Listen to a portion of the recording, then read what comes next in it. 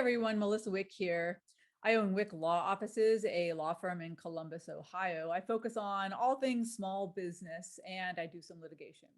Today, we're going to talk about coaching contracts. So everybody I know is becoming a coach, and in myself included, I think it's really awesome. And I love life coaching and I love business coaching. And what I'm finding in my own practice, I've been doing some work with Haven Collective, and a lot of the people that are involved with Haven Collective are coaches and consultants. I'm meeting a ton of people who are in that line of work, whether or not they're like me, where they have a profession, but they've added sort of a coaching service to their already existing profession, or whether or not they're just simply business coaches or consultants. I'm finding that this industry is like super populated. And so today I wanted to talk to you a little bit about how to structure your contract if you're a coach or a consultant. And I'm going to just start with a little bit of lecturing. What I'm finding with a lot of people coming to me is that they've done some Googling and they've pieced together a Franken contract from the internet. And I'm going to just tell you that that's like not the best way to do it. I understand the inclination. Absolutely, I do. But the best way is to pay a lawyer to help you get this done the right way. And there's a couple of reasons for that. First of all, like the coaching industry itself is really new. I mean, expectations are not set. Your people that come to you for coaching, whatever your line of business, whatever your niche is, mine is business coaching. They're not going to have expectations of what that's going to look like. It's going to be up to you to set those expectations, because our industry is so new. So like when people hire me for legal services, generally it's really clear. Maybe they need a contract, maybe they need a business setup, maybe they're in a lawsuit and they need me to represent them in the lawsuit. But the expectations are defined because my industry as a lawyer is really, it's been around forever and people know what they're getting when they pay a lawyer. Not so with coaching. So I think it makes it even more important that you really have a good contract when you're going about getting clients for your coaching program. So I'm going to start with a little bit about what I've included in my particular contract. And I'm going to keep this short, but I'm going to keep this short. So I'm just going to go through the things that I've included in my coaching contract. And the first thing I do is I start out with listing the purpose of the coaching. There's a lot of coaching out there. There's coaching for all sorts of things. There's general life coaching, there's business coaching, there's like weight loss coaching, there's mindset coaching, leadership coach. I mean, it goes on and on. So what you want to do is define very clearly what the purpose of your particular coaching is, whether or not that's a course, a one-on-one situation, a group mastermind. I mean, there's all kinds of variety there, but the purpose should be clearly outlined in your contract from the gate. The second thing I talk about in my contract is my client's obligations. Because what I don't want is for at the end of my course, someone to say to me, hey, I didn't get the results that I thought I was going to get.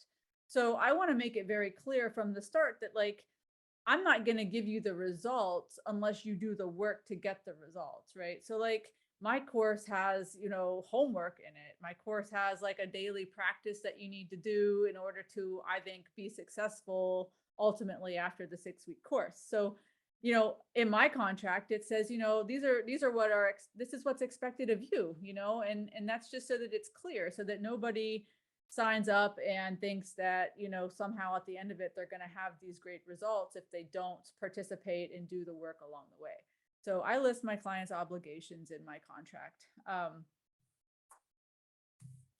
The third thing I list is payment terms. Obviously, that's really important to list. And you can do payment a few different ways. I mean, in my legal practice, I generally take a retainer, and then once I perform the services, I will charge you from the money you've already paid me. Refund if there's anything I owe you, or charge you for the extra at the end of the month. That's how I handle it. With coaching, it's similar. I'll ask for a payment up front, but you can do it several ways. You can ask for a payment as you provide the services. You can ask for payment up front.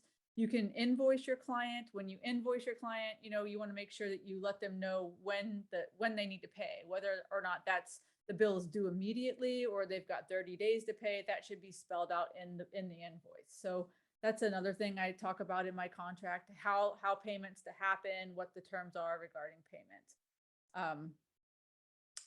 Another thing I talk about is rescheduling or cancellations. So if you're doing a one-on-one consultation or um, one-on-one coaching, then you probably want to be somewhat forgiving in if people need to cancel or if something comes up. But on the other hand, you also don't want to not book certain time because you've slotted it for a client and then have that client no show. So usually I spell that out pretty clearly in my contract. I mean, there's a parameter. There's some flexibility, but also you can't cancel last minute without being charged.